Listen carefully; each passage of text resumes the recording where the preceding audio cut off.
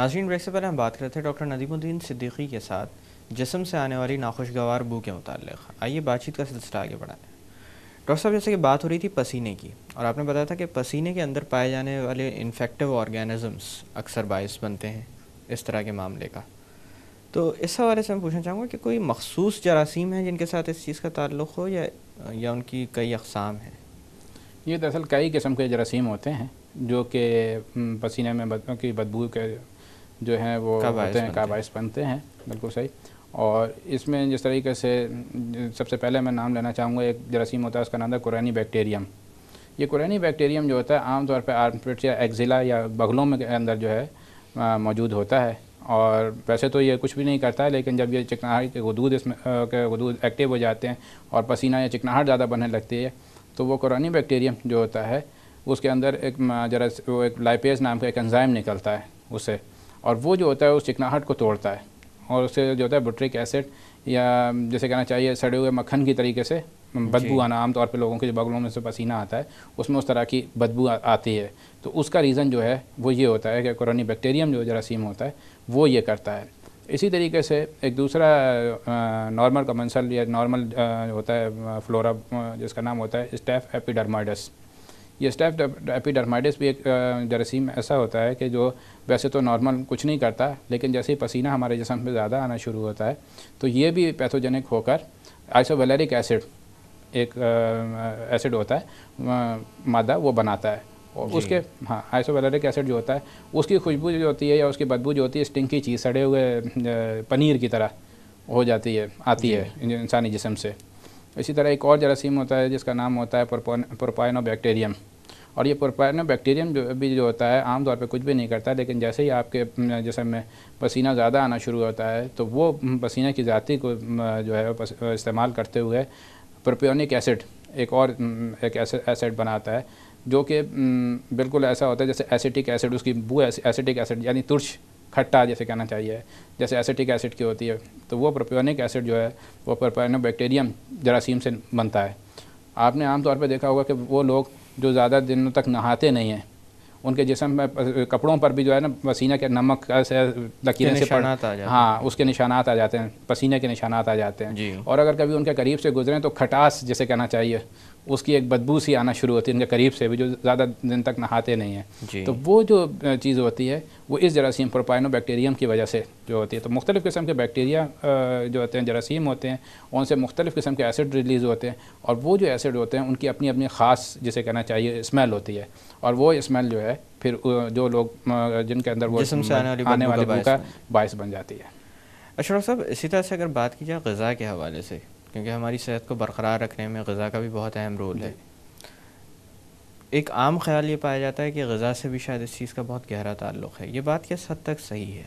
ये काफ़ी हद तक सही है, इसलिए कि जो रेड मीट होता है, जी मतलब गाय का गोश्त जैसे दूसरे अल्फाज में कहा जाए, बकरे का गोश्त और बड़ा गोश्त जिसे कहते हैं ना, तो उसमें जो होता है ये देखा गया है कि उन लोगों में जो कि रेड मीट ज़्यादा इस्तेमाल करते हैं या दुम्बे का गोश्त, तो उनके पसीने में से इस तरह की या उनके जिस्म से जो है इस तरह की खुशबू ज़्यादा यानी कि स्मेल आती है। इसी तरीके से जो चिकनाहट ज़्यादा इस्तेमाल करते हैं, हाइड्रोजनेटेड ऑयल्स वगैरह जो ज़्यादा इस्तेमाल करते हैं, चिकनाहट ज़्यादा इस्तेमाल करते हैं, मुरगन खाने ज़्यादा खाते हैं, उन लोगों में ज़्यादा ये स्मेल जो होती है वो आती है। स्मेल की ज़्यादती का इसके साथ इसका ताल्लुक़ है, इसका खुराक से ताल्लुक़ है।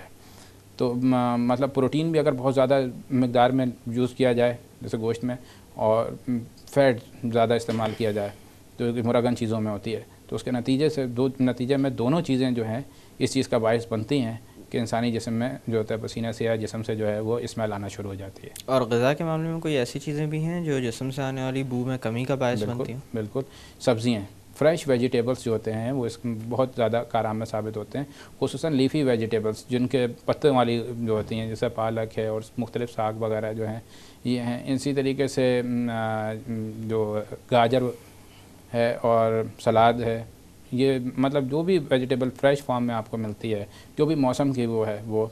फिर जिस तरह आटे के अंदर अगर वो लोग जो कि बिल्कुल रिफ़ाइन आटा खाते हैं तो उनमें चांसेस इसके ज़्यादा होते हैं, लेकिन जिनके फ़ाइबर डाइट लेते हैं, जिनमें फ़ाइबर होता है आटे के अंदर, तो उनमें इनके चांसेस कम हो जाते हैं। उसके साथ साथ मतलब और दूसरे पानी का इस्तेमाल, जो ज़्यादा मतलब पानी ज़्यादा पीते हैं, और पानी सिर्फ पानी ही नहीं, उसके जूस भी जो भी उनको मतलब मैसर है, फ्लूइड इंटेक ज़्यादा होता है, तो उसमें इससे चीज़ के चांसेस कम होते हैं कि उनके जिस्म से जो है वो बदबू जो है वो आस्ता आस्ता वो कम होना शुरू हो जाती है।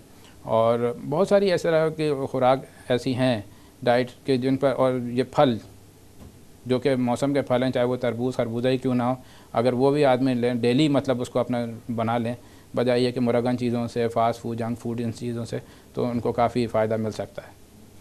अशरफ साहब, अगर इस चीज़ से निजात पानी हो, जैसे अगर कोई ऐसा शख्स हो जो कि इस मसले की वजह से परेशान रहता हो और वो इस चीज़ से मुकम्मल तौर पर निजात पाना चाह रहा हो, तो क्या तरीक़ाकार अपनाया जाए?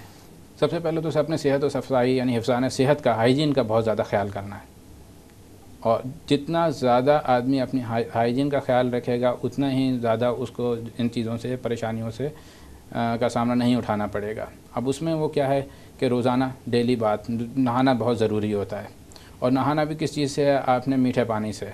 कई प्रोग्राम किए हैं मैंने, उसमें इस चीज़ पे बहुत जोर देता हूँ कि मीठा पानी, इसलिए कि बोरिंग का पानी या खारा पानी, इसमें ऑलरेडी बहुत नमकियात होते हैं और पसीने में भी नमकियात होते हैं, और यही नमकियात जो होते हैं, चाहे आपको पसीना आ रहा हो या बोरिंग का पानी आपने इस्तेमाल किया, तो ये जो बैक्टीरिया या जरासीम जो होते हैं उसमें बहुत तेज़ी से परवरिश पाते हैं।